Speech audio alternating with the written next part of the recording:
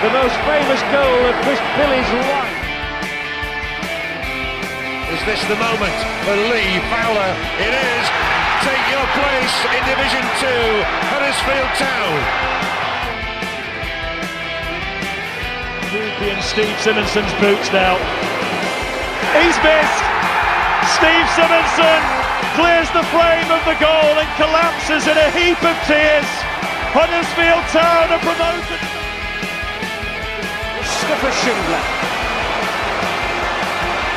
has a chance to write his name in Huddersfield Town legend. And he takes that chance!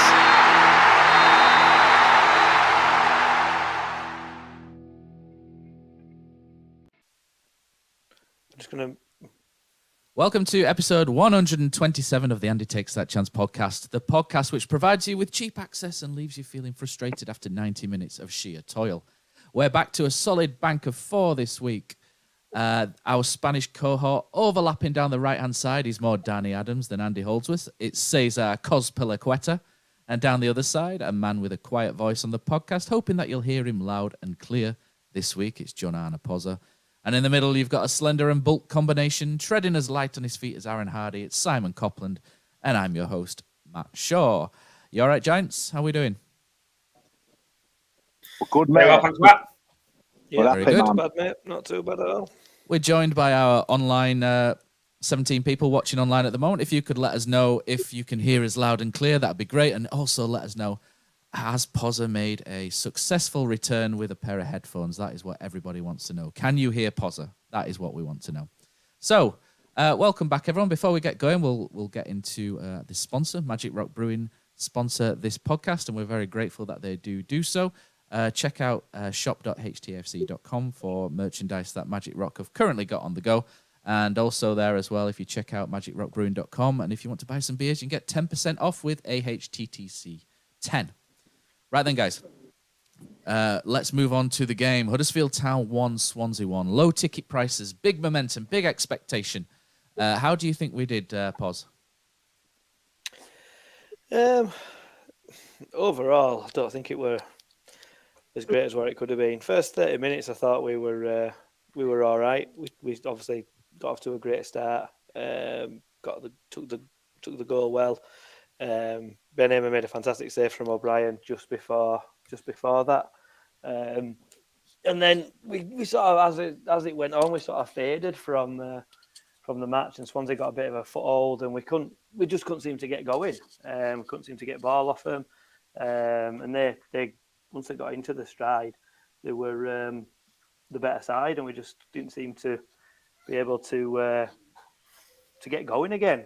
Second half. You're on the move, Poz. Mentioned many times. Yeah, sorry, I've just got a little puppy and he's just decided to go out for a wee, so just had to get up and let him out. Sorry. No worries, mate. Yeah, second half, Swansea came out and bossed it, and that goal were always coming. I think Sanani going off and Scott I coming on, obviously changed the dynamics a little bit in the middle, and that goal were inevitable really, and it were a little bit sad to see. There's not try and play on front foot a little bit more. Didn't seem to stick up front. Ward were a little bit isolated, and a few bad touches, a few bad passes.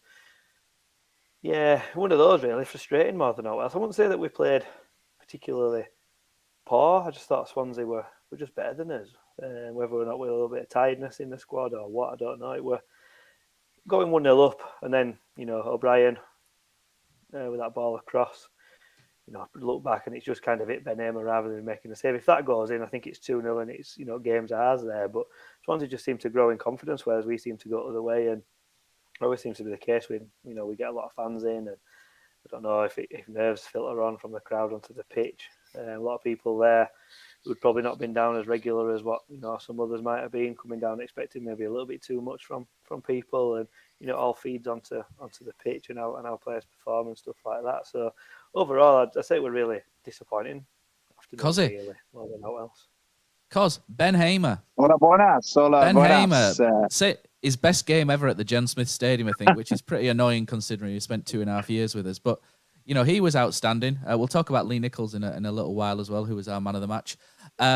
How did you see it from your point of view? Because for me, first half, I thought Huddersfield got the tactics spot on. The idea was to quickly cut through Swansea. It's the first time I've actually sat there, because everyone always makes the comparison, don't they, Carlos against Bielsa, and I just don't think there's ever really much of a comparison. But I did see a very sort of those methods coming through. Town were very quick and direct on the attack, moving forward, and the goal where Danny Ward spread it to Josh Koroma was outstanding. A good goal, Daniel Sinani. Town looked good first half, but I thought the issue really was that at half time we lost Daniel Sinani, who apparently has a bit of a hamstring knock. Sinani was doing a lot of the high press, and Town, him and Ward were doing that in tandem, and Swansea was struggling to play around us. But as soon as Scott High came on, I thought that was the wrong sub from Carlos personally. And Scott High couldn't quite fit into that position, and then Swansea just played through us and played through the press, and that really forced us backwards, really, second half into sort of retreat mode. How did you see that, and did you think that sub in particular was? I don't know what else Carlos could have done, but how was your view of that second half in particular? Well, it's weird. It reminded me of the old Football Manager game, where all of a sudden it's like Huddersfield have control of the game. It used to say on it, didn't it? And then the next thing is that Swansea have control of the game, and despite making 4 subs and stuff, you couldn't get it to change. It were always they had control, and you're thinking, bloody hell, we'll take a point now and that as well. It was such a strange game. I think there's a bit of complacency in the fan base, and certainly with me.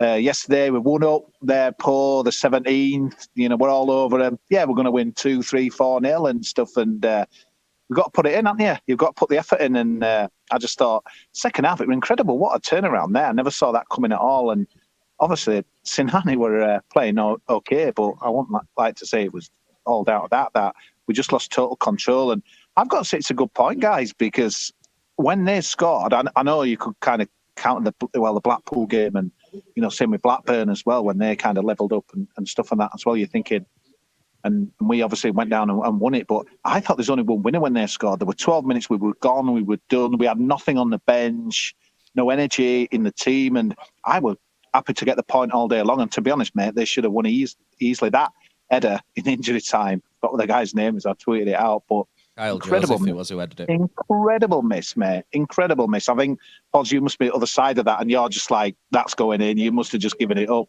Incredible when it went wide, but yeah, just strange. And it can happen in football, though. Sometimes it makes no sense, and that's why I think we love the game where, you're just thinking there's only one winner here, and I don't know if you're betting in play and stuff, and you're at the game, you're thinking it's only one winner, but I thought we were better than them in the first half, but not like total domination as well. Lee Nicholls were always kind of, in working, at times and stuff. So, but yeah, they were good. And I think it sums up the division to me, Matt. We can say, yeah, we're 6th and we're 17th, but it makes no sense whatsoever. We saw Derby beat Sheffield United yesterday, Derby, no wages and what have you and stuff and that as well. But it don't make any difference, does it? You've got to turn up on your day. That's why I love the division. And to be honest, I'm glad with the point, really, but can imagine most people leaving the ground expected them 3 points, but certainly when we took the lead and that as well. But I just think, I don't know, I'm a bit older maybe and a bit wiser, just thinking this is Huddersfield Town. Nothing's ever simple, wiser man. thing's definitely debatable on that one, I think, Kosi. I don't know about this wise thing. But Si, how did you see it? So welcome back to the podcast. For those that don't know, Simon welcomed a little boy into the world, didn't you, Si? So fantastic news for you and Cheers, your mate. other half. And again, congratulations from us. It's there's not much better than having kids. It's really great. Si, you were at the game on Saturday. I thought Flynn Downs for Swansea was absolutely superb. I thought he was the best player on the pitch. Him and Matt Grimes especially were fantastic. I agree with a lot of what Kosi says there. I think second half, I do think the Sinani substitution was, and Carlos alluded to that in his press conference as well, that, bringing Rhodes on was probably a step too late because, we needed to press higher up the field. But I think Swansea really, as much as at times it was quite dull, they took us to the Rondo Valley there, didn't they? And sort of passed around us a little bit at ease at times. Yeah, I'd almost compare it to the England second innings in the test earlier today, where I thought we were dominated. Shite. We kind of dominated that kind of first middle session, didn't we? Kind of Burns and Crawley at the top of the order. We looked quite good in the same way Huddersfield looked quite good for the first 20 minutes, half an hour yesterday. And then it was just kind of one-way traffic from that point onwards, in the way it was one-way traffic with the Australian bowling attack. It's a loose analogy there from me. But, Yeah, it kind of echo everything that kind of Poz and Kosi said. Really. I think the one missing for me was, you mentioned previously, Matt, around High being the wrong sub. I think the absence of Holmes really showed there. Whether that had been Holmes from the start or Holmes off the bench as a replacement for Sinani would have given us that kind of press that you talk about. But actually, we probably lacked options there. Obviously, maybe John Russell could have come in, but would have probably done quite a similar job. And yeah, with that, the momentum really just shifted to Swansea, didn't it, at half time? And we couldn't seem to switch momentum quite quickly. We were hanging on for the 1-0 kind of win. And I think Swansea got what they deserve, if not more, in the end. So, yeah, kind of slightly disappointing, particularly with the crowd and what have you. I just felt, actually, for a couple of players, almost the occasion was a bit too big for them. I think there was a lot of build-up to that game, £5 a ticket, a sellout. There was lots of talk on social media. And I think particularly in that kind of second half from 70 minutes onwards, there was quite a few loose passes, kind of a few heavy touches, and it almost felt like the pressure and the occasion kind of got to a few of the players, really. Yeah, that's fair enough. I think Dwayne Holmes is a good point there, Poz, isn't it? Definitely. Yeah, I was just going to say as well, the options that we had were limited, and I think bringing Scott High on obviously is a completely different player to Daniel Sinani, and it looked almost like Lewis O'Brien had just been sort of pushed wide of the to the right of the three. And Scott High obviously just sat in between. So not only did you lose that press from Sinani as well. Oh, so how bad was Scott High? Sorry, but he didn't even. He passed to their players twice with absolute. What were he doing? Were he not mentally prepared? Were he not switched on? He would have appalling, mate. He could have cost us the game. We'll pass it to Swansea. He did not realise we're playing blue white. I thought he got put into a wrong position initially, but I stick up for Scott High a lot, but I can't fathom what he was trying to do. Pause on those two back passes. I think when I talk about the occasion being too big for maybe a couple of players, he's probably what I'm thinking of. Actually, it kind of felt like he looked a little bit shell shocked at times. And I was listening to kind of BBC Radio Leeds on the way back from the game, and forgive me, I can't remember the caller's name, but he spoke about how actually Scott High, kind of when he came on against Peterborough early on in the season, actually slightly different that time, kind of replacement for Hogg when he went off injured, had an equally poor game. And I don't know if it's something with Scott High where actually when he comes off the bench, he struggles to get up to the speed of the game. Because actually when he started over the last few weeks, from what I've seen, he's been really good. But kind of echo everything you say, he was poor yesterday and looks a bit like a rabbit in headlights at times. Yeah, I think that's a good point. Poz, you were going to make a point, weren't you? Yeah, I was just going to say, sorry, when the changing formation in midfield, pushing O'Brien out, sort of a little bit further to the right, you've lost the pressing from Sinani and also that energy from O'Brien sort of directly in the centre there. You're thinking about different options. Could he potentially brought Rhodes on and played Rhodes up front instead of Ward and just dropped Ward down, back 10, 15 yards, because Ward will give you that pressing. But just moving on to Scott High, I think, he's only 20. He's not going to be able to play 8, 9 out of 10 is going to have off games, and I think it was just one of those, a big crowd, like you say, a bit of panic maybe in his game, and he weren't just Scott High. I know a lot of people have tried to single him out for those couple of passes, and yeah, because like you say, they were absolutely terrible passes, but he weren't the only one giving ball away. It were coming back, it were going long, and it was just up to nobody, and it was just wave after wave. And like I said earlier, that goal were always going to come. Lee Nicholls actually did superb to keep it out for so long. He made 2 or 3 really decent saves, and just one of those, wasn't it? Just no matter what we did, there was sort of a 20-minute spell that every single clearance just dropped to their player. It wasn't even going into space. It was literally just dropping at their fullback's foot, and it was just coming back and back. And it's like if you played football, when you're in that situation and you're constantly making last-ditch tackles and players are running at you, at some point something's got to give, and it did yesterday. Poz, let me put a question to you then, and to Matt and to Kosi as well, because I think, like you just said then, we all saw the goal come in. It felt inevitable from kind of 50 minutes onwards. It was a case of when, not if. I kept looking on the bench and felt like Corbrand needs to do something. Corbrand needs to change it, and he didn't. I know he made the sub where kind of Pieper came on, Thomas moved to the left-hand side, but didn't really. Maybe I don't know. Maybe that was shattered though, wasn't it?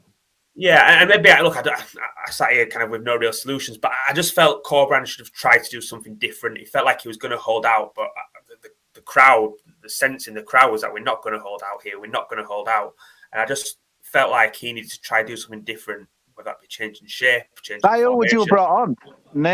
I've just looked at our bench. Who would you Yeah, put on? I thought Pippa were really good, mate. I thought I was quite energised by Pippa because I thought last couple of games he looks obviously been out for so long, but John Russell, Josh Ruffles, Naby Sarr, there's no one there for me. Rhodes hasn't got any pace. I think that's the thing with us. We've not got. I mean, Scott we just. It's harsh, but because we've done really well, but we've not. For me, we're just lacking that bit of quality. No offence, but we don't get in the top 6 with Scott playing in our midfield, mate. No chance. No, I agree, Kosi. I agree, and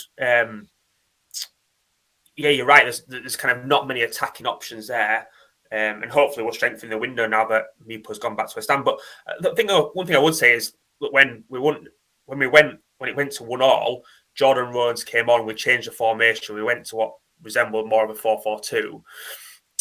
Look, hindsight's a wonderful thing. Kind of had that happened at 70 minutes and it could have all gone disastrously wrong. You'd have been all calling for my head or Carlos's head. But could he have made that change sooner? I don't know. Perhaps. He says that in his post-match, doesn't he? He does say Carlos mentions in his post-match that he should have made that earlier, which is fair play to Carlos. My underlying coach. Hang on, cause. I think it's worth pointing out. I think it's worth a mention that Carlos does mention in the post-match that he is a developing coach and that he may have made a mistake, doing that, and not bringing Jordan Rhodes on earlier. Whether it would have had the desired effect, I'm not sure, because Rhodes is hardly renowned for pressing from the front, is he? But I think it's quite refreshing, really, that Carlos put his hands up and said, yeah, maybe I should have got that wrong. And the reason why we've defended so deep, and we've done this in so many games, and it's so frustrating to watch us retreat to the edge of the box. But he says it's because when we tried to press, Swansea just skipped round us. And that's why I went to the Daniel Sinani mention. And I think I've had a quick look at whoscored.com on my phone because it doesn't work on my laptop. And Daniel Sinani had the highest passing accuracy at 91.7%. Scott High was 71.4%.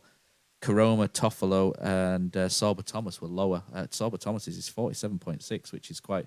And I did think that part of our issue was on the ball. We were very, very lax and very sloppy on the ball. And I think sometimes the crowd, you could hear the crowd getting edgy as well. The crowd were great. The first sort of 30, 40 minutes, it was really, it was a really great atmosphere. And then I think everyone got a bit edgy, and I think that kind of transferred over to the players a little bit as well, and the players felt edgy. But we rallied through it, and it's not a bad point side in the end. But I did. The only thing I thought was we missed Holmes maybe to bring on, and I did wonder whether Fraser Campbell might have been better to have in that scenario at 1-0 down to come on and press from the front, because that's pretty much what Fraser Campbell does best, isn't it? But would Swansea have probably scored in the end anyway? Probably. Yeah, I mean, the one person we haven't talked about either, I don't think he would have been an option off the bench, clearly not, but kind of when you take Cole out of that team as well, you kind of probably appreciate kind of the classes brought to the side as well this season. Felt at times we could have perhaps carried the ball out of the back a little bit more with a bit more confidence. Obviously, Lees isn't overly suited, I don't think, to that left-hand side centre-half role, given that it's prominently right-footed, and just sometimes where you felt kind of, could we have driven on a little bit? Kind of often we took the easy option and passed inside to Pearson and kind of perhaps slowed the play down. But hopefully he's not out for too long, because kind of hearing mixed reports, really, kind of he was going to be back and wasn't, and he's kind of into after the game. Carlos has suggested that he could be out slightly longer than what we would like. Cool. Well, Kosi, you had a point. Sorry, mate, go on.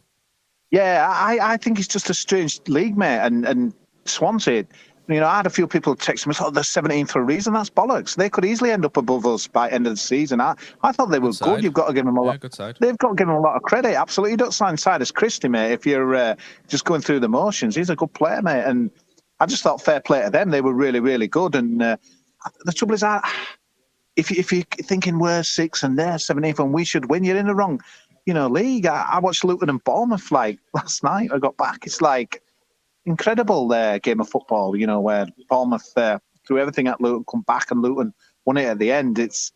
I just don't know where we are and stuff, with everything. I still feel we're like a 12 players team or something like that as well. But I never have a game this season I thought we're seeing it out. It's all our games are always on edge, aren't they? We never go 2 goals up really in a game. It's always we're either coming from behind or we're kind of with a point on that as well. So, but today, yesterday, I really thought it was going to be easy afternoon. I've got to be brutally honest with you. And they looked awful at the back, didn't they, at the start and that as well. It were a bit of a limp.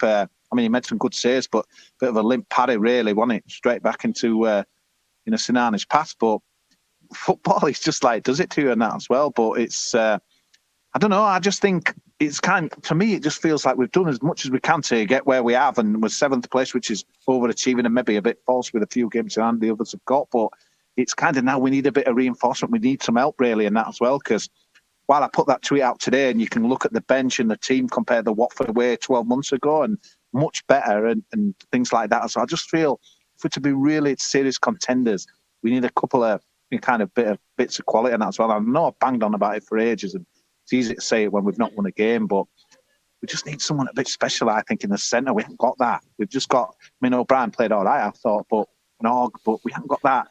That Smith Rowe, that Morley, exactly. Mate. We have where other team are thinking, shit, do I back off? Do I tackle? What do I do here? Because I think you can just kind of let us stroll and pass sideways. But yeah, I agree with that, Poz. I think. Are we going to get a win though? That's the thing. We've got a lot of energy in there, haven't we? We've got O'Brien, we've got Og who sort of run around and make the tackles, and there's a lot of energy in there. It just needs somebody to probably. I know, Matt, I heard you whispering Aaron Moy, and we're never going to get him back from China, are we, on them wages? But someone of that quality, of that ilk, maybe not even of that quality, because even Carol Lighting, it doesn't dictate that sort of quality this time. But someone who could just put a foot on ball, hold it for a couple of seconds, and pick out a pass. I always feel like when we're going forward, when we do go forward, it's 150 mile an hour sometimes. It's almost too. No control, is there? No, we kind of moan that we don't play on front foot, but when we do play on front foot, sometimes it's too fast, and it's so sporadic, and balls are fired in here, there, and everywhere. It's good when it clicks. It's really good when it clicks, isn't it? It looks amazing. Like Danny Wardell last week against Blackpool was sensational. Even our first goal came from a brilliant counter. You know what I mean? It was I can't believe. I can't believe I'm saying these words, but I'm gonna. We missed Dwayne Holmes. I never thought I'd be saying these words in August, but it was a huge miss yesterday. He could have been a difference in the game, but that's what I mean. We can even have better than him for me, but obviously we've got to go and get this player. But I think that's the difference when you're looking at the 6. Middlesbrough turned their game around yesterday. They've been active, haven't they, already in January? I don't know. I just think. Are we serious about doing it, or is it just going to fade away? Because I agree with you, Matt. Kind of lighting in that would be quality, man. That even Dwayne, he's kind of a Dwayne. We did miss Dwayne, or Dwayne Iniesta, as I've started calling him, because he's been on decent form lately. So we could do with Dwayne back in the side. I know Poz is probably turning his nose up a little bit about that, but he has been. He's done well, mate. He's done well. He has, yeah, and hopefully Dwayne's back as soon as possible. From what I heard, it was just a track and trace COVID issue, so hopefully Dwayne is back as soon as possible and full and raring. Can I ask you guys a question? Can I ask you guys a question? When they equalised, 78 minutes, my gut feeling was, I'll take a point all day long. Give me a point, because I didn't think we were going to get it. I thought, I just didn't see that momentum come out. We had nothing.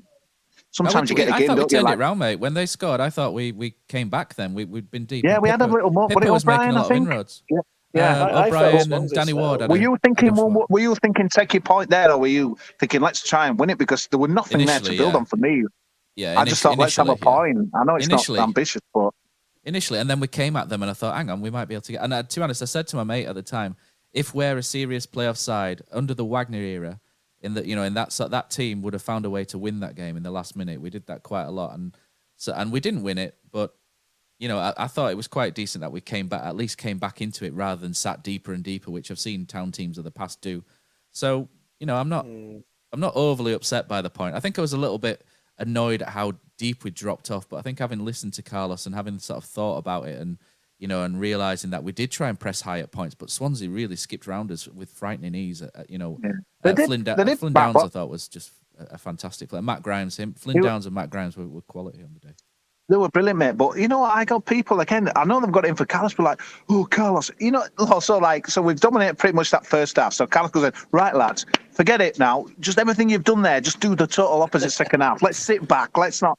Honestly, people. Do you know what, mate? I saw him sneak down the tunnel early. I saw him sneak down the tunnel early, and I did hear a rumor that it was just little droplets of arsenic into the tea at half time, just to send us out a little bit docile. Obviously, but do people really think that's like, Carlos? Right, guys, just forget everything you've done there. That's been really good. Let's just sit back, let them batter us, and they're probably going to win. It's just not all. Sometimes football just happens like that, and. Like I said, we're looking at there's no one really that you could have brought in that could have done anything different. When I watch something like the Premier League team games and that as well. They kind of have a pacey striker, or they go a bit longer. And some of the games I've seen recently, when teams are getting under cost, they'll go a bit longer. They'll chase. They'll go into corners. We haven't got anything like that. We just keep doing the same thing and that as well. And God, it was painful when Scott Hyman passing it to Swansea players and stuff. The trouble is we've just got one way of playing, and which is good when it comes off. But yesterday, when he needed something different, we haven't got the players or kind of them coach. Yeah, we definitely need control. I think we'll come on to some YouTube comments in a minute because they're coming through thick and fast, which is really great. So thanks for that. I think we just need the last word from us on the game. I think needs to go to Lee Nicholls, because during the week we were talking about Lee Nicholls with a couple of people, and I sort of said, well, he's been really great, but he hasn't done anything yet, which has made me go, wow, that was an amazing save. There was the save at QPR and Forest that were both really straight at him in many ways. He's made some class saves this season. Has he? I'll have to look at them again, but the save he made against Cyrus Christie, I thought I had a really great angle of that, and that was outstanding. And then, that definitely was a wow save. And there was a couple of other ones as well in the game. There was one in the first half, which was just from the edge of the box, which I thought was a great save. He saw it slightly late as well. And there was one where he got down. I think one of the Scott High back passes where he had to get down quickly and push that away. And he made 10 saves across the game, did Lee Nicholls. And I think Town fans have maybe gone a little bit overboard in some ways about Lee Nicholls, and his impact in some games. But for me, Nicholls was unbelievable. And, if we don't have Lee Nicholls, I can't think of many better individual goalkeeping displays than the one that Lee Nicholls put in yesterday. I thought it was fantastic. The distribution wasn't quite there, but a lot of it was because we were going longer at points. But Lee Nicholls, for me, needs to really take a bow. I thought he was really outstanding, and it made me think, guys, can you think of any other sort of individual goalkeeping displays like that when the goalkeepers had a world? I don't know if you remember Nico Vassen versus Bolton in about 1998, where I think we beat Bolton 3-2 at home, and they had the Scandinavian connection. They had Johansson and Gudjonsson and whatnot playing for them at Bolton, and Nico Vassen must have made about 25 saves that game. He was unbelievable. And of course, Ryan Schofield last year against Watford as well made 7 or 8 saves, and sadly for Ryan, his form sort of went downhill a bit after that. But there's not too many whereby I think Lossell a couple of times against West Brom. Lossell against West Brom. Chelsea maybe. Maybe that was just one good save. But some of my favourite ones. But other than that, I was sort of struggling to sort of pick some out just off the top of my head. So I'll throw that over to you guys. I think you've been a little bit critical of Lee Nicholls there. No, maybe he's been very good. He's been very good. No. He's been very good, but there's not a save where he's flown into the top corner and clawed it away where I've gone, wow, that's what I meant. Everything's just been very safe, he's brilliant. His awareness is phenomenal. He just snuffs out danger before it happens, and I think that's what's brilliant about Lee Nicholls. Whereas I've not seen him do it. Could be. His positioning's so good, he don't need to. Exactly, yeah, but his size decided to go on mute again, which is great. But go on, Si. Fire your opinion. I can see your mouth going on, Si. Baby brain, mate. Say puppet master. Poz and Si, I was going to say now. No, I just think you've been a bit unkind, Matt. There, and to be honest, I think his positioning's kind of been really, really strong. That's what I'm saying. I think you mentioned perhaps people have over-egged his performances. Yes and no. The easy comparison to make is to last season, and last season's goalkeeping was, if we're honest with ourselves, below par, wasn't it? Whoever went in net was below par.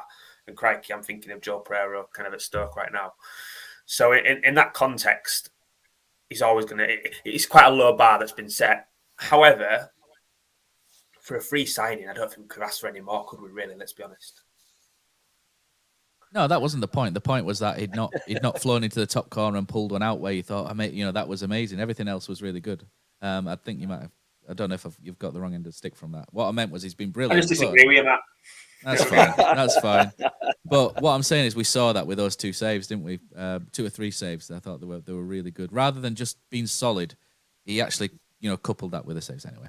Shall we? I think let's just end it. But I just think there were complacency there. We're 1-up. We're on a roll. They're 17th. We're at home. We've got loads of people in there.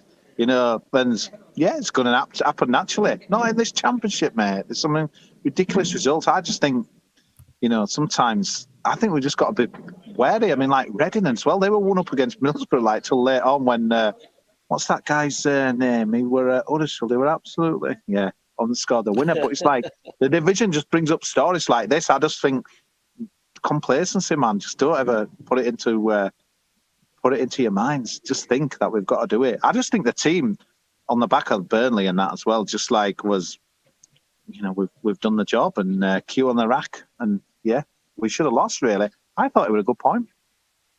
Okay, let's read some stuff out from here. So Johnny Goggs, quite active at the start. So it says, "Evening lads, can hear you loud and clear. The Sinani injury threw us off yesterday. Still poor second half with Carlos deserves some criticism for not responding with his changes in game. Still a very reasonable point in the grand scheme, and don't understand fans saying Carlos's game management is horrendous, with very recent examples to the contrary, such as Burnley, Blackpool, Bristol City and Forest. If Town's head coach was an outgoing Yorkshireman called Carl Calderwood, or Colin Calderwood, who was a Nottingham Forest manager at one point. No, definitely not. Instead of Carlos Carver, we might be finding the fan base is less mixed in responding to a marked improvement this season. Dag Barnett says, without Colwell, we are too deep. As good as Lees and Pearson are, they do lack pace, and that seems to influence our shape. I'd have brought Pippa on for Sinani, and he would have pressed better. JH7 says, Rhodes should have come on at half-time, and Ward moved into Sinani's position. We completely lost our shape due to High not being able to perform in that role. And Dag Barnett also says, as for Scott High, he's got ability in the past, but when we're out of possession, he, I'm afraid, offers nothing. If he's going to make it, he needs to be more physical, read it better, and get a foot in. And then we've got Terry Mulak says, Swansea were good yesterday, but the change in system at half-time was the turning point. Really don't understand why we would bring High on rather than, say, Pippa and move Sorba to the Sinani position. And Max says, I don't get why we don't engage higher. I remember under Wagner, we'd suffocate teams in their own half and wouldn't let them in. Perhaps we don't have the type of players to dominate games just yet. I'm going to skim through a couple of those. A couple saying missing Vallejo, such a calm presence. O'Brien should have put us 2 up, 1,000%. You don't allow Hamer a chance at a save from 3 yards out. 2-0, and we'd probably win 3 or 4-0. I think that's something in that. Although JH7 also says Cormac Nicholls is absolutely solid. I didn't say he wasn't. He probably would have played at a higher level before now if he'd have had better distribution. And then Mark Whitaker says the keeper for Cambridge United versus Newcastle last week. I didn't see that one, but there we go. Yeah, he was last a bit there. Yeah, Richard Hookie says just a lack of pressing from midfield in the second half. Defence was great, making Swansea have a box outside of the box shots. I think one thing to maybe mention as well is Jonathan Hogg and Josh Koroma haven't played a lot of football recently, and when a team dominates the ball that much and has you running around, the two of them looked absolutely shattered. But I thought Hoggy battled on quite well, to be fair, throughout that. I think that just finishing it off in regards to the game, I think it's one of those that we've been on a good run. Is it 8 unbeaten now? You can kind of, I think we've probably mentioned it before, and we're probably guilty by doing this podcast itself. But you can overanalyze individual games and then look for things that really might not be there. It's just a case of it's just how the game went, if that makes sense. Discussions about games now go really intricate. You look at all sorts of stats and stuff like that. And I think if you just take a step back and just look at it, do you want to know the XG? Is that what you're saying, Poz? Are you saying I want to know the XG? If you want to play in, mate, yeah, but I can't imagine ours would be that great. No, it was our highest of the season. Oh, wow, really? Is that because we only had one shot and it went in? Well, it's because Sinani had an open goal, and that counts as like 0.8, and Lewis O'Brien right in front, and then Jonathan Hogg also missed from 2 yards, didn't he, where Koroma was given offside from the rebound. So those three were really high percentage scoring chances. So and their XG was 0.8, which shows that, it backs up what a couple of the guys are saying in the comments, that most of their shots were from outside the box, which is true. Although, Lee Nicholls. Yeah, I think it's one of them. You take it what it was, move on. Go again, as the old saying goes, and it's 8 unbeaten is no mean feat for a championship side. No, it's good. I think the only sort of worry. I don't think it's a worry as such, but we're seeing a trend, if you like, of Huddersfield dropping back into that defensive deep shape. We saw it against Coventry. We saw it away against Cardiff last 20 minutes, QPR last 20 minutes, and it seems to be a Peterborough. It seems to be quite a thing coming in. But again, I think that's probably due to sort of the quality on the ball. Maybe having that player in midfield who can just, like you say, hold the ball for a couple of seconds and then get us moving again. But it's January's here, so maybe we'll get a present from somebody at some point. Somebody also says maybe who runs the club, Matt? Let's do we dare discuss that? Well, Football 3636 says, can you guys get Phil Hodgkinson or Dean Hoyle on the podcast again? Why don't we get them both on at the same time? That'd be Can you? Shall we do a Yorkshire TV thing and just sit them both down like Clough and Don Revy and just sort of have them there? Yeah. Like that thing we did before elections, didn't it? Where there's two of them stood there. Yeah. Has Kosi gone to the bar? Is that where he's gone? I think he's gone his comments. Yeah, he's not falling off his chair. He's had 1 pint and he's all over the shop. Right, so we're moving on now to Dean Hoyle. Here he is with his mask. So we're moving on. So just in time, Kosi, with your yellow mask. We're just about to, with your Villarreal mask or whatever that is. We're just about to move on to. There's a nice pint glass in the way there of your camera, but we're just about to move. I hope that's Magic Rock as well. So we're just about to move on to the program notes. So this is a subject. So I'll read out some of these notes from Dean. It says, a big welcome to everyone who has come to the John Smith Stadium for today's game against Swansea City. I'd like to welcome our visitors to West Yorkshire, from old CEO Julian Winter to every fan who has made the journey north. It's been great to see Swansea fans take up the £5 offer in good numbers. I'm sure it's made the long trip more palatable. There's a lot I'd like to address in these notes, and I'd like to begin with the recent departure of Mark Devlin. Once again, I want to thank Mark for the services to our football club over the last 2 years. I wish him the very best for the future. I made the change simply as I want a fresh start and my own person in that position. In the interim, I will operate as CEO, and a new appointment will be made in due course. Well before Mark's departure was... so I can't concentrate with Kosi moving around like that. Well before Mark's departure was announced, it was fairly common knowledge that I had resumed responsibility for the club towards the end of October. Having been reassured that all was well financially earlier that month, I had 3 days' notice to provide $2 million to pay October's wages for our players and staff. To bring creditor payments up to date, I have subsequently provided millions more to meet the cash requirements of the club. The alternative would have been administration. I've read some suggestions that I only stepped in to secure my financial position, but this is not true. In October, I immediately met with the players and the staff at the club to explain the situation, and I reassured everyone, as I do to you now, that I will provide stability going forward. There are no other material updates from this on this front now, but I will provide you with any as they occur and arise. And then Dean goes on to mention that the COVID-19 pandemic has, causing, a number of challenges. It mentions that he wants everyone to be open-minded and positive at the club, and his desire is to re-energise the club, and that was one of the reasons behind the £5 ticket offer. And to complement the positive mindset behind the scenes, it's vital that we re-engage with supporters who might not have been to the ground for a period of time. Whatever the reason behind that might be, I'm writing these notes on Wednesday afternoon, and I can speak with confidence that this will be the biggest home game of the season. And then he goes on and mentions a return of Pedal for Pounds, which is good to hear. And he finally signs off, enjoy the game, etc. So in regards to this has caused a bit of a furore online, and, there's a little screenshot of Phil's response from Anfield today. I think I've only really got one thing to say on this, as I'm getting distracted by what's going on over there with Mr. Kusmala. Look at that, though. That it could have been white or red, that tower, but it's blue, mate, because it knows. Barcelona knows. Everyone knows.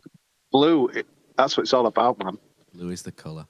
Right, so there's only one thing I really want to say on this, and that's I just hope that this doesn't now descend into a slanging match between Dean and Phil. As Dean says in the notes, he wants to re-energise the club. But for me, this won't happen if there's a distraction of him and Phil having a head-to-head in the background. I don't think it'll be a good look for Huddersfield Town. And in my opinion, everyone just needs to move forward and as soon as possible, because it's in the best interest of the football club. And when both of them classify themselves as a custodian of the football club, as someone who will do their best for the football club, and in my opinion, as a fan, the best for everyone at the football club is to keep the football club moving forward and in the right direction. What I want is, our football club to be successful, to strive, push forwards in the right direction. And anything that detracts from that isn't really welcome in my view. And that's all I've really got to say on that. And, I hope there's nothing else happens out of that going forward. And I'll leave it up to you guys if you want to say anything else. And online, obviously, you can have your view as well, and I'll read out the comments that you've got on there as well. So I'll tip that over to you, Kosi. It was a bit of a surprise to me because I don't get a program. Our program's free now. It's weird, isn't it? I think they're free out there now. But is this Dean's first kind of write-up in the program? I'm not a regular buyer, so it's an awkward one to comment on that as well. So I was quite, kind of surprised just to kind of see Dean kind of notes really on that as well, because obviously there's been nothing really kind of formal, even though we've kind of known in the background that Dean's covering X, Y, and Z. So to me, yeah, it's. I think the thing is with Marcus Evans, really, that's the thing that kind of interests me as that as well. I don't think he was at the game yesterday. There didn't seem to be any sightings of him, did there, in that as well? And no one's really confirmed this, even though kind of the national press are picking up on it a little bit now, aren't there? I was seeing some stuff today. There are quite a few people going big on Dean's notes that you've just read out there, Matt, and that as well. But it's, I'm just one for. It's awkward, isn't it? But I'm just one for, kind of looking forward, really, and kind of moving on, stuff like that as well. But I can kind of understand probably both sides, really. Obviously, Phil will be kind of looking at, look where I've kind of left Huddersfield Town and not kind of getting much credit for that. But then, obviously, if Dean's what I said yesterday, that we what was it, 3 days to pay the wages or something like that as well. But it's not good because you're just getting people again in the social media side, that because obviously there was some people anti-Dean and anti-Phil and stuff, and it's all kind of brought out there into the open, which is disappointing, really, because obviously we want to, be causes a rift, doesn't it? It causes a rift in the fan base, which isn't very helpful, and you want everyone together, don't you? Told you so, like that. Yeah, definitely. And just for having a great season and that as well. I think it'd be even worse if we were, struggling and stuff to stop up on that as well. But it's really difficult to comment, Matt, isn't it, really, because we're not inside anything really, and that as well, are we? Even though people sometimes think we are, but we don't know. And it's almost like having it's like having your kids argue almost, because I quite like both of them for different reasons, and it's just like the last thing you want is for them to sort of fall out and this spill over into something it doesn't need to be. But yeah, I think me and you are on the same page there, Cos, for sure. Yeah. Si? Yeah. I don't have much more to say, really. Other than that, I think there's probably a bit more to come out, isn't there? I think it will inevitably come out in the wash one way or another. But yeah, echo your points, really, Matt, that I think kind of the interest of the football club is that everyone moves on as quickly and as seamlessly as possible from it, really. Phil has achieved some stuff during his tenure. It's quite obvious now that that's coming to an end. He's probably done some things that he's to be really proud of. He's probably done some things that he probably regrets. But ultimately, kind of my interest, first and foremost, is in what's on the pitch. And I think probably the majority of fans is the same there. And yeah, kind of that should kind of capture the headlines and be the topic of conversation, not what's going on in the boardroom, really. So the sooner we all move on, the better. I think the thing is, Si, though, it's just like Phil will think he's not finished it off what he started. That's the thing. The club were in a real mess on the pitch for sure. And, when he took over and, God, we had to cope with the pain of the Mbenzas, Diakabis, people like that. Congolo even, in that first season under Cowley and, getting rid of these wasters. And we had to see through these guys, Pritchard, see through to the bitter end. And, obviously, I don't think it can be argued that. Even though some people are just not giving Phil anything, like Huddersfield Town are in a better place for his tenure, but obviously people are saying, well, yeah, but the wage is not paid now and this, that and the other. It's just a mess, really. I really want us, to kind of kick on as a club. But the Marcus Evans thing, it does, obviously you've got to give the guy a right to a say and stuff, but it does feel a bit like Ken Davey kind of thing, really, to me, where, you're in bits and bats, he's not kind of media savvy and there were not much progression at Ipswich and stuff, but I don't know. It's that kind of thing needs to come out because Huddersfield Town. What's Dean's, kind of long-term gain? Is he going to keep a stake in the club? Is it going 100% to Evans? Is Evans even involved? Because to be fair, no one's confirmed that. It's just there must be something in it because there's a few media outlets kind of done and mentioned it, but again, it's just such a strange situation, isn't it? And I think the frustrating thing for me is, was it January now, the 16th, and only 2 weeks till the window, and it's the uncertainty, isn't it? Because the uncertainty kind of makes everyone uncomfortable. It probably doesn't make potential transfer targets make Huddersfield Town particularly appealing. Although our club's kind of in a worse situation than us right now. Derby, obviously one that springs to mind. I think on your point around kind of Phil, probably now because it's come to the premature end, won't get the credit he deserves. I think you are right to say that, but I think kind of majority of kind of club owners, chairmans don't get credit. The majority of kind of club owners and chairmans, for me, kind of only really attract the limelight and the headlines when something goes wrong. And I think if you go into that sort of job to get the limelight and the headlines, then I'm not sure it's the right thing to be doing, really. I think one of the things I remember is just when the news broke about Phil, the ATT panel had a Zoom call kind of thing where HJSA members on there, and I sort of joined in on that. Did you get your sound to work on that one, Poz, or do you struggle with that as well? I don't know, mate. I think it was fine. I think it was fine. Maybe I misheard things, because one of the things that I said to Matt Devlin specifically were, during this interim period of whatever's happening, keep the information coming from the club, because whenever information dries up, this is when fans fill it with, oh, I've heard X, I've heard Y, and we sort of getting to that point now, which hasn't really been, nobody really knows what's going on, and that's not really been helped by these comments from Dean. There's a little bit in there. You know, we all knew he'd put the wages in October, so we knew that he'd had to put the money in, but the wording of not knowing until 2 days before, you know, that opens up questions. Has he been with Matt Devlin not giving him full information, and that's why Devlin's ended up going? I would suggest if Hoyle's a 25% stakeholder in Huddersfield Town, he should be privy to financial information. Regardless, he shouldn't need to be told. He can go in there and ask what's going on and have a look what's going on. So should it come as a shock to him? You know, there's probably Dean Hoyle's version, Phil Hodgkinson's version, and probably somewhere in the middle is the absolute truth. And, you know, both seem like people who will want to say their side of the story. There'll be various platforms, no doubt, made available for them to do that. But, you know, as Kosi said, there's anti-Dean people. There's Dean Hoyle is the greatest people. There's same on Phil's side. Some people don't like him. Some people think he's really great.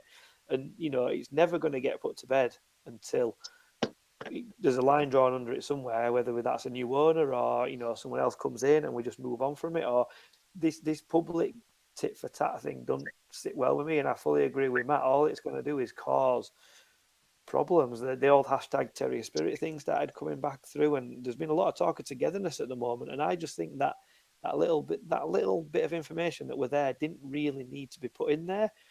Hoyle's got that platform, you know, he can put out anything he liked, but it seemed to me that it were a little bit, let's get the PR machine rolling. Let's start to paint myself as a bit of a saviour. You know, I'm coming in, I'm saving the club from administration. When actually, take a step back, and one of the major reasons that we've not got the money within the club that we've got from the Premier League is because we're paying Dean back.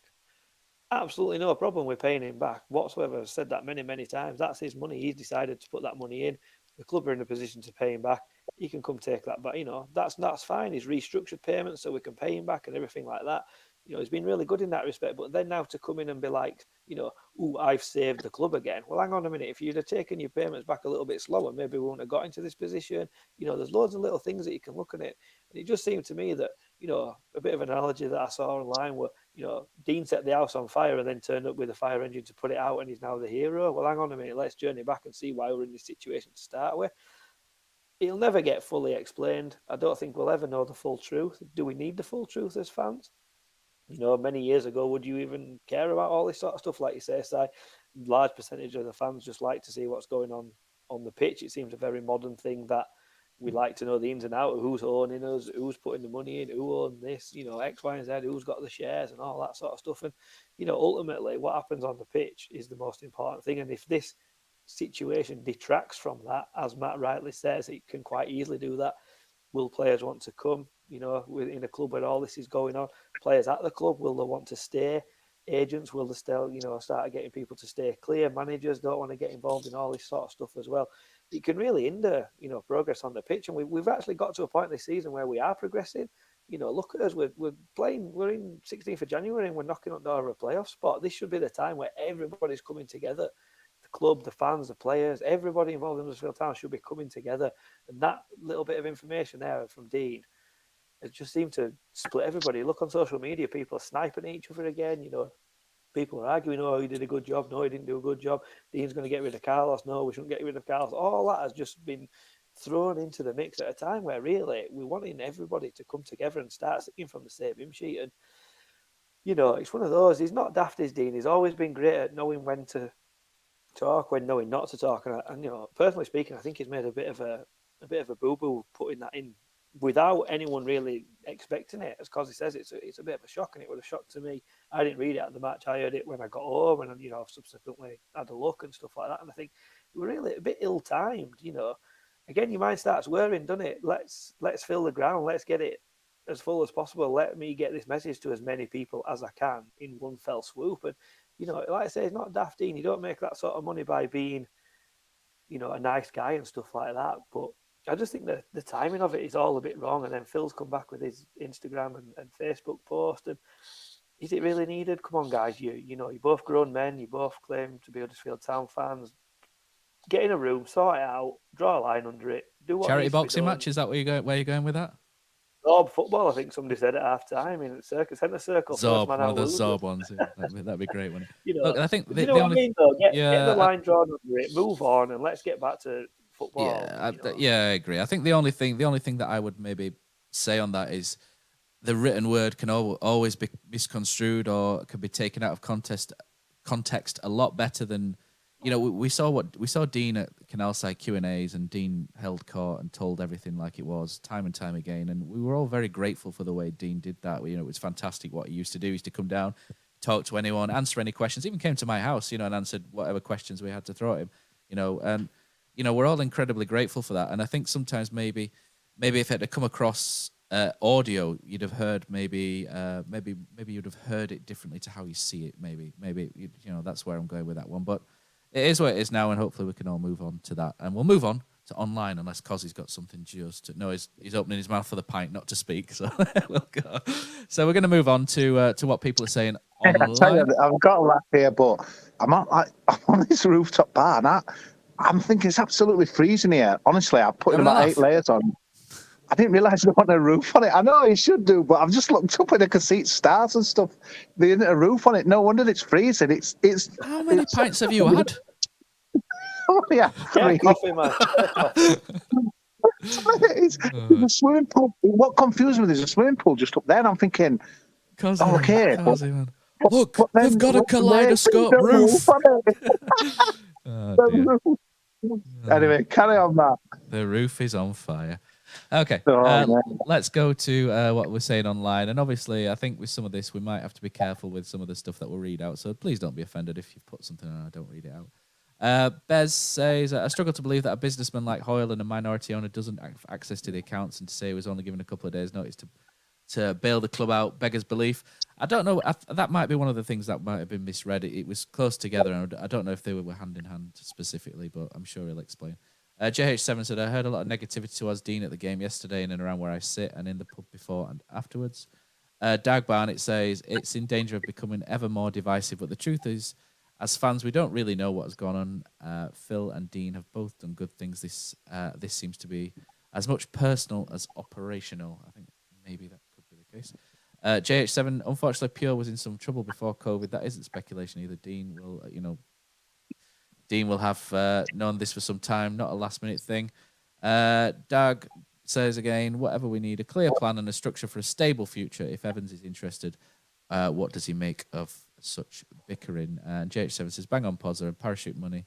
Yeah, might not read that bit out, but, he talks about safeguarding for the drop from the Premier League. But he agrees with you anyway, Poz, so there we go.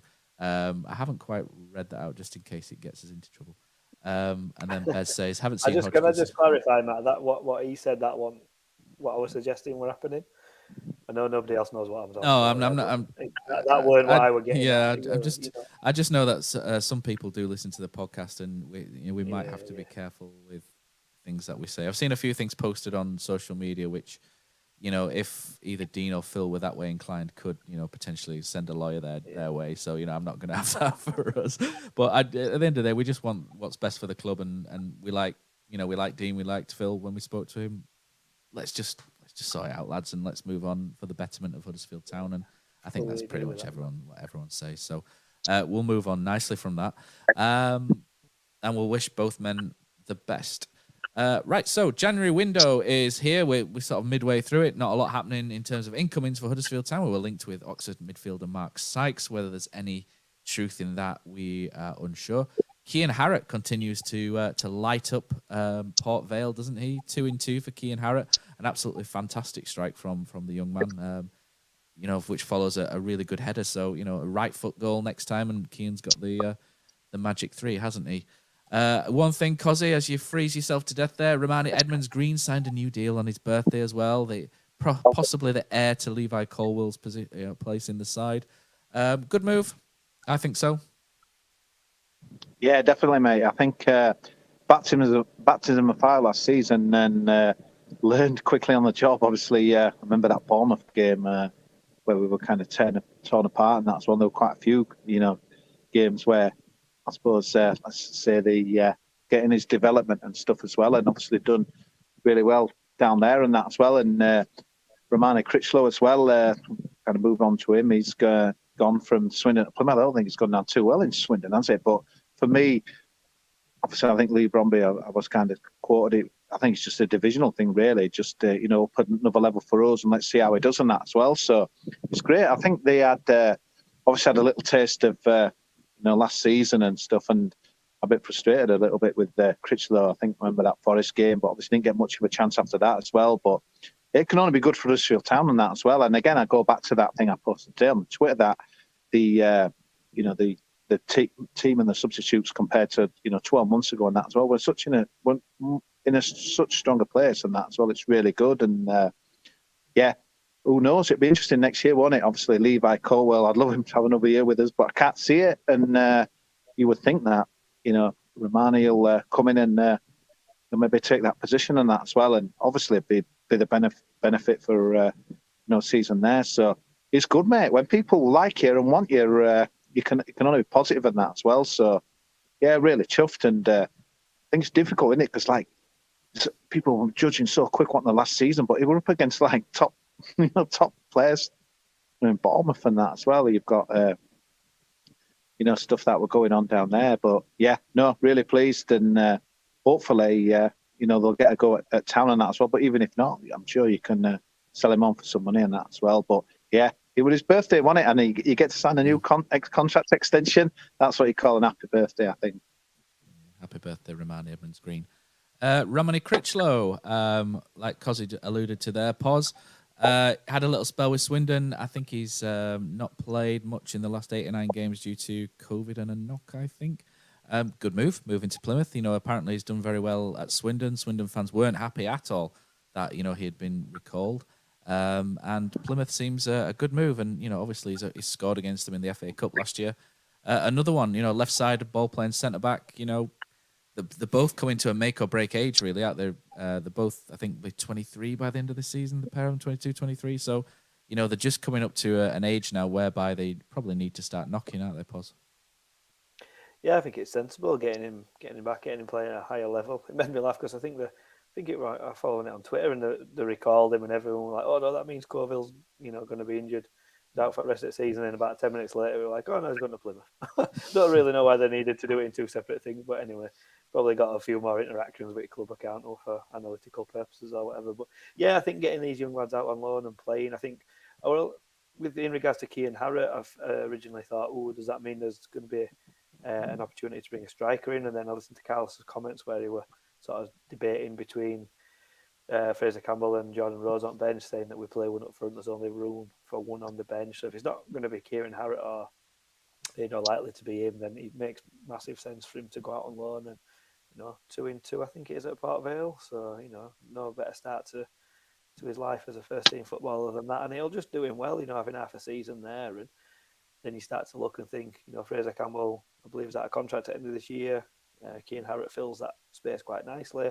Maybe we've room to bring someone in over the summer. And yeah, I know Kosi goes to watch B team football and we speak to him regularly about it, but it doesn't seem as intense down there as what it might do at league level. So the more of these younger players that go out and get experience in inverted commas proper football, the better for me.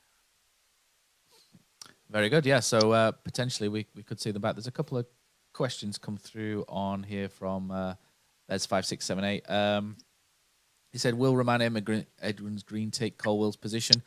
Surely that'd be more for Critchlow. I think what I'm alluding to there is I think Romani Edmonds-Green is seen as the one who's more likely to step into the back 3 next year. He wouldn't play on the left, no, he'd be on the right hand side, which then causes another issue, doesn't it, with who would replace Colwell directly on the left. But in the team, you would expect Romani Edmonds-Green is the top of that queue, is what I meant there. Richard Hookey says squad for next season is getting stronger without spending money. Looking good. I think both playing either side of Pearson next season will be great with Lees and Sarr as backup. Kosi, you wanted to have a rant.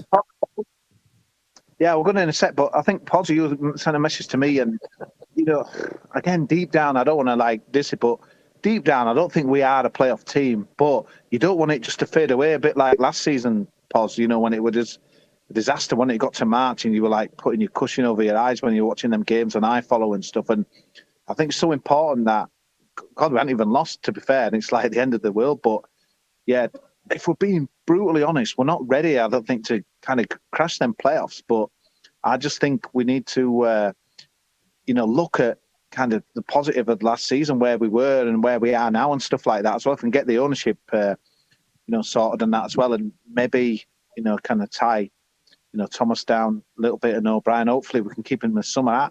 Honestly, there's a lot to be positive about on that as well. I just think it says it all to me how far with progress that, there was such an uproar last night, people that we haven't won, and bloody hellfire. Huddersfield Town for the last 2-3 seasons, God, a win at 10-5 on a Saturday were a luxury really, and that as well. Now we're kind of expecting it. So for me, that's really good and that as well. So I just think you've just got to be, positive. Things are going in the right direction. We've got a couple of guys on loan, obviously Harratt and that as well, and hopefully 1 or 2 gems can come through. We can get the ownership sorted out. I think, we've only got to look down the road again at Bradford or other teams. Sunderland are struggling to get out of within Sheffield Wednesday and stuff like that as well. I just think that's because Bradford is shy, mate. Yeah, no, I think you're right, but I just think it just felt like we were just on a relentless, downward spiral and that as well. And to me now, it's kind of bottomed out. We're throwing punches, we're asking questions, we're talked about as playoff contenders on a lot of these. I did a thing with Talk Sport with Natalie Sawyer and Tony Cascarino on Saturday morning and stuff, and they were really talking us up the playoff spots. You should win this, and are you going to go up? And it's incredible how they can't believe it. That they were saying to me, they can't believe that. They were expecting to go down. You what, sorry, mate? Were you on Talk Sport? Yeah, Talk Sport. You just not mentioned it, mate. That's all. You just not mentioned it. So yeah, Si, why were you at 6:30 in the morning, mate? Don't you be giving me nappies, mate. That's what I was doing. Because you were asleep, mate, and that as well. I wish I was asleep. Yeah, Matt. Oh, yeah, pass it on the Kosi, because he's only one that'll be stupid enough to go up at 6:30 in the morning. Yeah, but no way we're getting up at 6. No way. But again, from the outside looking in, they're just how the hell is this happening? You've been poor for so long. We thought you were going to be League One bound and stuff like that as well. And then when you tell them, but again, it's underpinned with solid defence and probably a bit of Sorba Thomas and that as well. But that's what I mean. We're doing so well, and there's so much more that can be, happening in that as well. So, yeah, I think it'll be interesting next couple of weeks in the window. What do you think, guys? Do you think we'll get someone in or not? It's weird, isn't it? Now, every single season that seems to go on with this January window, the less and less players seems to get signed, don't they? It just seems to be a non-event half of the time. I think we're probably. I think a loan signing is most likely someone from the Premier League. But I think they might wait towards the end of the window and wait to see where COVID's at, African Cup of Nations, before some of the Premier Leagues let players go. Would be my view. It's the build-up of games, mate, isn't it? It's the build-up of games with COVID, that a lot of teams are going to have to play 3 games a week. And that's what worries me if we get in a loan is that, teams are going to sort of hold on to the bigger squads because they might need it come season end. I think that's, that's good. I had no clue about Levi Colwell, by the way. I was like, Tony, Big Chelsea man, Tony. Yeah, there's a guy, mate, who'll be on loan for us, who'll be playing for, I've got to say, England in 3 seasons. A bit ambitious there, Anna, but who's that? Yeah, Levi Colwell. But yeah, it's probably as much of a Chelsea man as he is Irish. If you read his good. God, another name dropper and that as well. But Graham Bandera does some amazing. I didn't even know who he was, to be honest with you. I bet him in head of steam in Huddersfield after we played Middlesbrough. This guy, we had a good few drinks and swapped.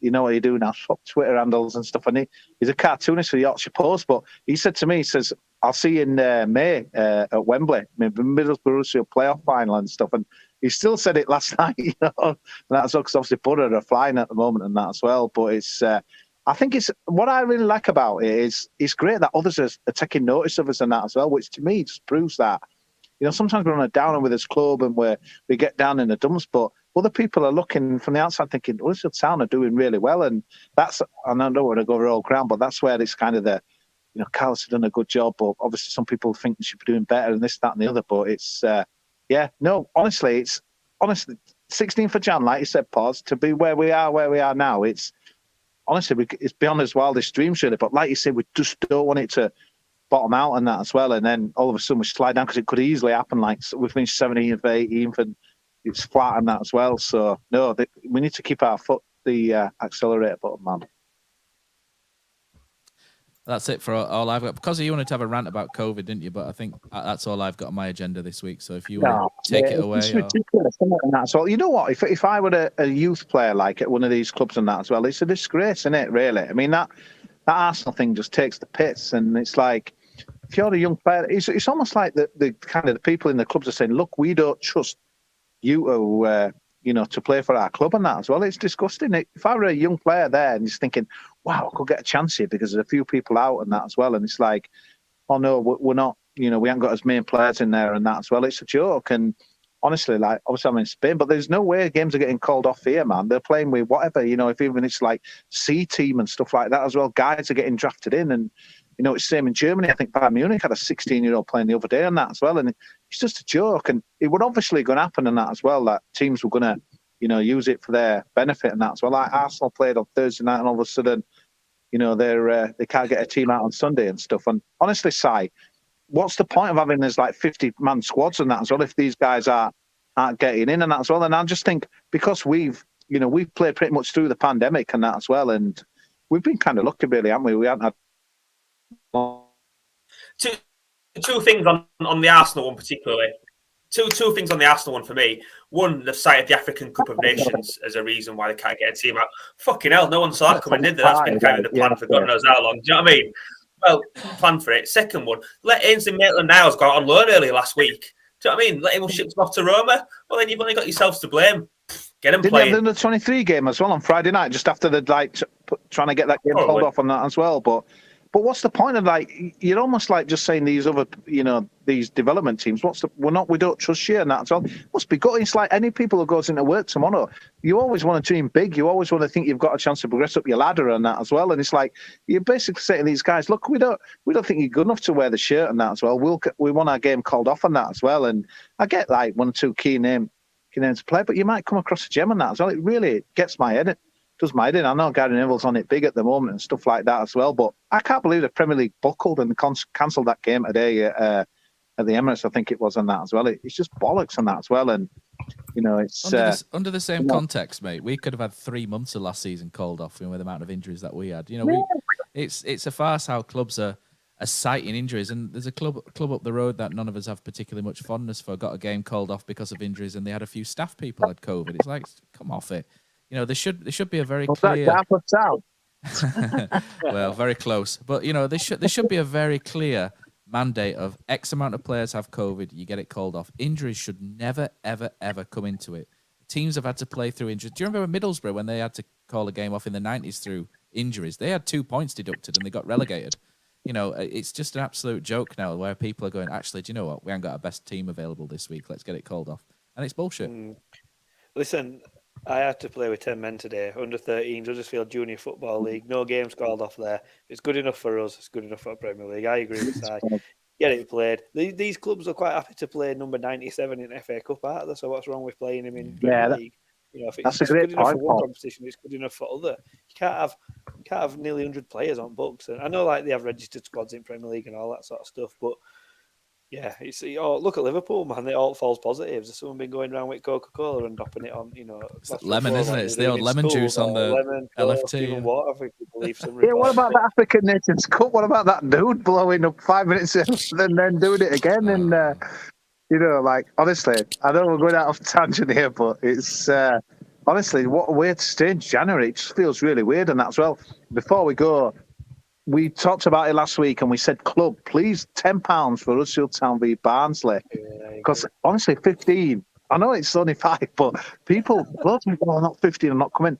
Brilliant, bravo, Huddersfield Town. I hope they're rewarded with a good crowd and that. So I'd like to think that certainly Barnsley will bring a few more and that as well. It's has they announced ticket prices, cost? Is it a tenner? yeah, £10 and yeah. 10 and 5, Oh, yeah. yeah. So it's Yeah, really that's good. magic, is that well done. And plus another thing as well, bloody hell, we're on Sky 3 in a row, aren't we? Like Stoke, Preston that midweek and that as well, and Sheffield United's been moved on that as well. So, like we mentioned there, all of a sudden it's like people are taking interest in us now. So, Fulham's on Sky as well, isn't it's a bit of a blow, that, isn't it, really, for some people? 12:30 kick-off on a Saturday, but people want to, put Huddersfield Town on TV. That's what I mean. There's such positivity. I think that's probably more Fulham than Town, Kosi, if I'm honest. Oh, God, mate. Did you watch the last few games? I watched them against Reading. Bloody hell. 100 goals in 3 games, man.